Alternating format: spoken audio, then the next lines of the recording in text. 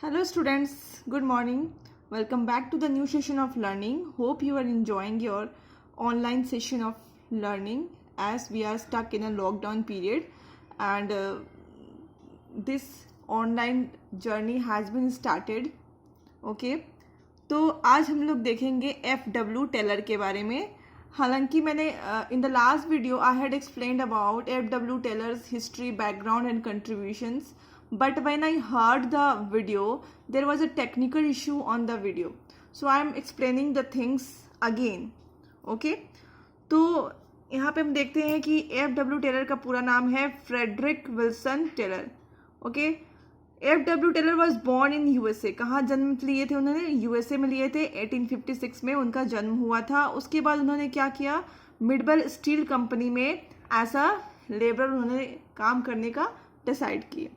Okay, जब वो work place पे पहुंचते हैं, when the first day he arrived at the work place he observed many things. उन्होंने बहुत सारी चीज़ों को ऑब्जर्व किया. Like he so that all the labourers, वहाँ पे जितने भी लेबर्स थे वो आपस में डिस्कशन कर रहे थे कि आज वो कौन सा काम करेंगे. यहाँ तक कि ये भी डिसाइड कर रहे थे कि आज वो कौन से मैनेजर के अंदर काम करेंगे. And they were wasting a lot of their time in discussion and planning. Okay, he also observed that they are wasting lot of time in discussion and planning. Okay, इतना तो उन्होंने किया ही, बल्कि और ये भी किए कि जो टूल्स, जो वर्क करने के लिए जो टूल्स होते हैं वो भी वो लोग घर से लेकर के आते थे, जो कि उसमें जंक लगा रहता था, रस्टेड होता था. और वो अगर आपको पता है कि अगर टूल्स आपके पास प्रॉपर नहीं होगा तो क्या होगा कि जो काम आप आधे घंटे में करना है आपको, वो आप क्या करोगे 2-3 आवर्स में करोगे. तो वो इन्होंने ऑब्जर्व किया कि यहाँ पे भी क्या हो रहा है, wastage of time and resources is taking place again in again due to unproper tools. Okay, तो ये सब सारी चीज़ देखने के बाद उन्हें पता चला कि the things are not scientific. Okay, तो वैसे करके उन्होंने क्या किया, सारी चीज़ों को धीरे धीरे चेंज करने की कोशिश करी. फिर आगे देखते हैं उनके लाइफ में एक टर्निंग पॉइंट आया. इन 1878 ही जॉइन, उन्होंने मिडवेल में क्या किया, स्टील कंपनी में मैकेनिकल इंजीनियर की डिग्री लेने के बाद मैकेनिकल इंजीनियर की पोजीशंस में आ गए. तो आप देख रहे हैं कि आप स्टार्टिंग उन्होंने कैसा किया था, एक लेबर के पोजीशन पे किया था, और थोड़े दिनों बाद वो क्या करते हैं कि वहाँ के मैकेनिकल इंजीनियर पोजीशन पे आ जाते हैं. इसका मतलब क्या है, वो स्टार्ट कर रहे हैं लोअर लेवल से और एंड में आ जाते हैं टॉप लेवल पे. तो आप देख रहे हैं कि वो हर एक लेवल पे काम करते हुए आगे बढ़ रहे हैं.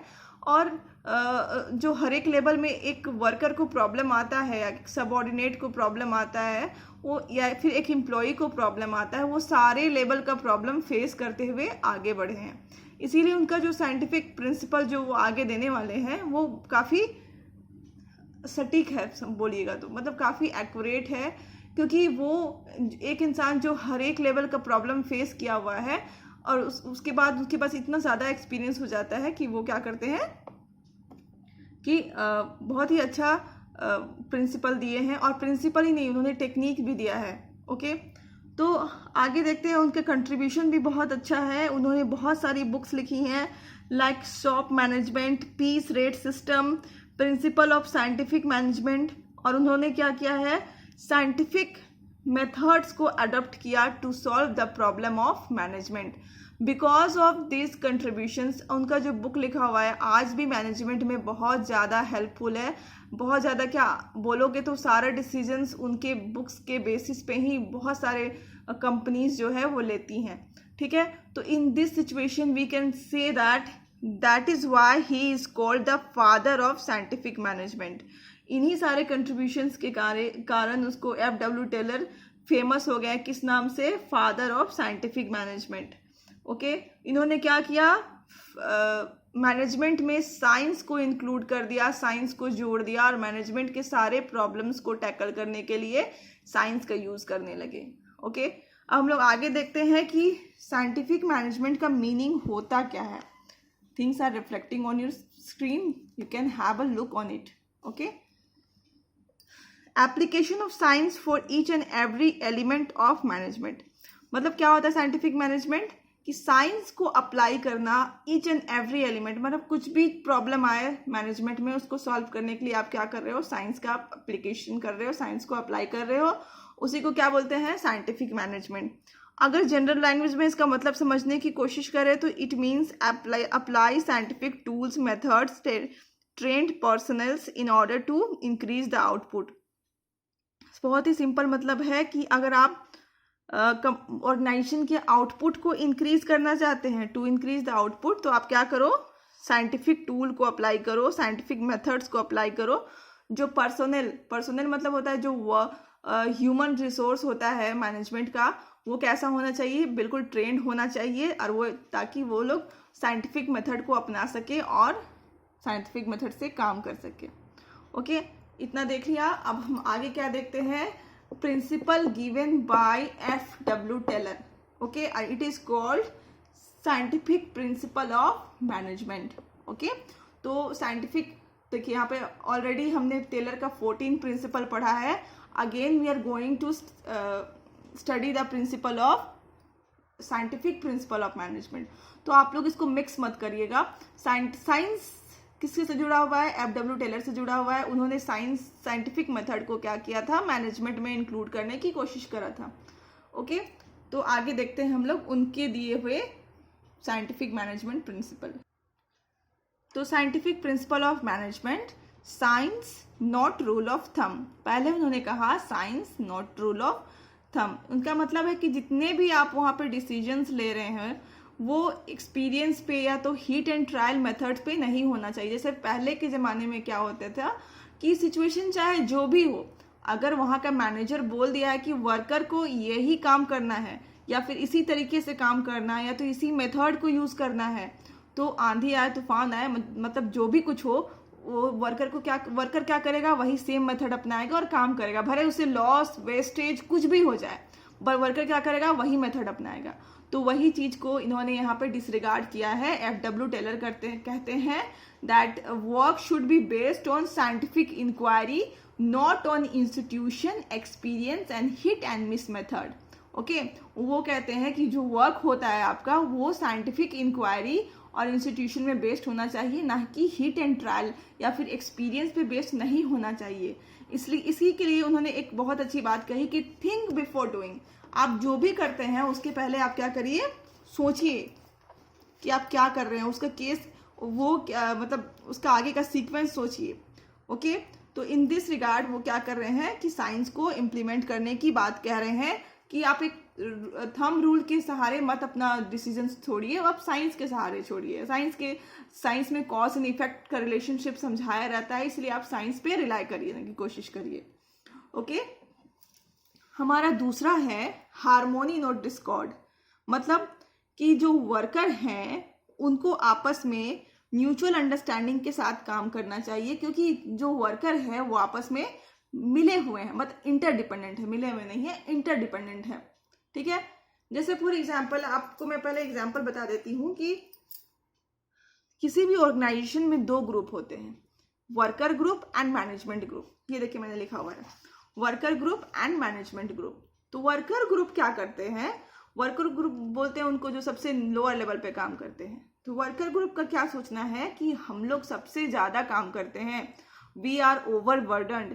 ओके, और हम लोग का पे भी क्या है, बहुत कम है। मतलब ये लोग सोचते हैं कि हम लोग जो है इस कंपनी का सबसे ज्यादा काम हम लोग कर रहे हैं और हमारा पे क्या है, बहुत कम है, मतलब हमसे ज्यादा काम लिया जाता है और हमें कम पे मिलता है। ओके, और मतलब हमें अंडर पेड, कम पे मिलता है, उसको आप बोल सकते हो कि we are underpaid and overburden, मतलब हमें ज्यादा काम कराया जाता है और हमें पेमेंट भी काफी कम मिलती है।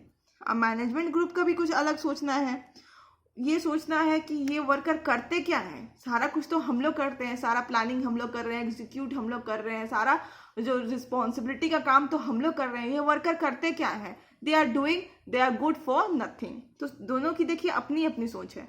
पर वही यही टेलर बात करने की कोशिश कर रहे हैं कि दोनों को अपना एटीट्यूड क्या करना पड़ेगा, चेंज करना पड़ेगा। एटीट्यूड चेंज करने से मतलब है मेंटल रेवोल्यूशन लेकर के आने की कोशिश कर रहे हैं। हार्मोनी और डिस्कॉर्ड का मतलब है कि टेलर एक तरह से कहना चाहते हैं कि वो मेंटल रेवोल्यूशन लेकर के आना चाहते हैं कि वर्कर ग्रुप का जो सोच है और मैनेजमेंट ग्रुप का जो सोच है वो दोनों पे क्या करते हैं, दोनों को अपनी एटीट्यूड बदलनी चाहिए एक दूसरे के लिए। कैसे एटीट्यूड बनना चाहिए एक दूसरे के लिए, दोनों को ये सोचना चाहिए कि वी बोथ आर इंटरडिपेंडेंट। ये सोचना चाहिए जैसे सपोज एक व्हीकल है, उसके चारों टायर्स बराबर होते हैं, अगर वो चारों टायर्स सही से काम नहीं करे तो चल ही नहीं पाएगा। इन द सेम वे कोई भी ऑर्गेनाइजेशन का ये जो दो ग्रुप हैं ये दोनों टायर्स की तरह हैं। ओके, तो अगर ये दोनों प्रॉपर वर्क नहीं करेंगे तो दोनों अपने अपने जगह पे इनको वो है इम्पोर्टेंट है। ओके, और अगर ये दोनों अपने अपने जगह पे काम नहीं करेंगे तो क्या होगा, मैनेजमेंट स्मूथली रन नहीं कर पाएगा। तो यहाँ पे बोला जाता है कि हारमोनी नॉट डिस्कॉर्ड, मतलब होता है they must work in harmony.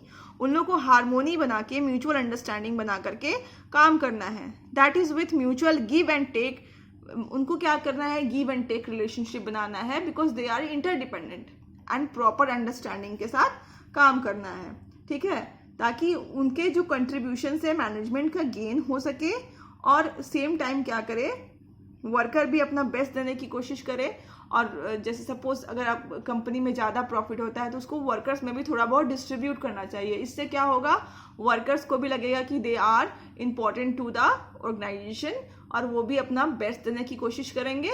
Okay, तो in this way Taylor wants to say that harmony not discord, मतलब they both are mutual interrelated and interdependent, so they must work in harmony. Third is cooperation, not individualism.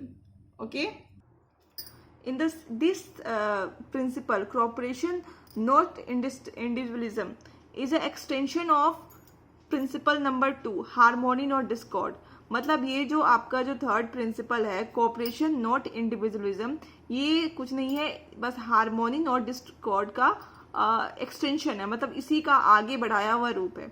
Okay, इसमें क्या कहा गया है कि दोनों workers को मिल करके काम करना चाहिए। इसमें भी वही सेम चीज कही गई है कि दोनों को अपनी अपनी डिग्निटी को मेंटेन करना चाहिए और एक दूसरे का डिग्निटी भी समझना चाहिए, पॉजिटिव थिंकिंग रखना चाहिए एक दूसरे के लिए और मिल करके एक ही डायरेक्शन में वर्क करना चाहिए, अपना एफर्ट को एक ही डायरेक्शन में लगाना चाहिए ताकि क्या हो सके, मैनेजमेंट का मैक्सिमम से मैक्सिमम बेनिफिट हो सके। ओके, यहाँ कहा गया कि अगर वर्कर कोई सजेशंस के साथ आता है तो उसका वेलकम करना चाहिए, उनके सजेशंस को देखना चाहिए, अगर वो एप्रोप्रिएट है, अगर अच्छा या फिर अच्छा है, अगर इम्प्लीमेंट करने लायक है तो उसको इम्प्लीमेंट भी करना चाहिए। ओके, इससे क्या होता है, वर्कर का कॉन्फिडेंस लेवल बढ़ता है और उसको बिलोंगिंगनेस, सेंस ऑफ बिलोंगिंगनेस की वो उसको क्या होता है, लगता है कि वो कंपनी से जुड़ा हुआ है, उसकी कंपनी में अच्छी पोजीशंस है। ओके, अगर वर्कर को भी क्या करना चाहिए, अननेसेसरी स्ट्राइक या फिर डिमांड नहीं करना चाहिए कंपनी से। ओके, और इसमें क्या है, कंपनी को भी उनको अच्छी वेज देनी चाहिए, equal work for equal pay, ये सारे जो चीज़ें हैं उसको लेकर के आनी चाहिए। ठीक है, उनका जो डिवीजन ऑफ वर्क होना चाहिए वो भी इक्वल होना चाहिए, रिस्पॉन्सिबिलिटी जो है उसका भी अच्छी तरह से डिवीजन होना चाहिए। ओके, ताकि यहाँ पे क्या है, सब लोग अच्छे से कोऑपरेट होके कोई इंडिविजुअलिज्म की तरफ ना जाए, बल्कि अपने बारे में नहीं सोचे, वी के बारे में सोचे। Okay, fourth principle is development of worker to their greatest efficiency and prosperity. इसमें आप बोल सकते हैं कि वर्कर के डेवलपमेंट की बात कही गई है कि एक कोई भी इफिशिएंट मैनेजमेंट के लिए सबसे ज़रूरी है कि एफिशिएंट वर्कर होने चाहिए।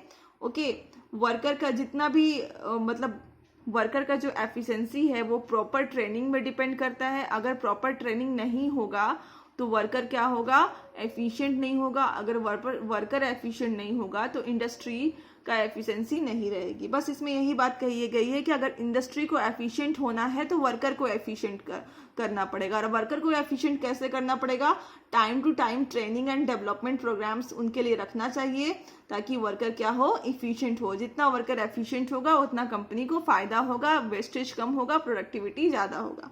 ओके, इसीलिए जब आप एम्प्लॉय को सिलेक्ट करते हैं तो बहुत ही प्रॉपरली उनको सिलेक्ट करना चाहिए और उनका जो जॉब है उनके क्वालिफिकेशन के बेसिस पे उनको जॉब प्रोवाइड होनी चाहिए, और उनको टाइम टू टाइम बस आपको अपडेट करना है उनको नॉलेज को थ्रू प्रॉपर ट्रेनिंग। ओके, बस कंपनी यही इंश्योर कर रही है कि उनका अगर प्रोस्पेरिटी होगा तो कंपनी का भी प्रोस्पेरिटी होगा। सो efficient worker should be must for the efficient development of the company. So we are ending this video. In the next video we will see the scientific techniques of tailor. Okay, till then keep learning and stay safe at home. Thank you.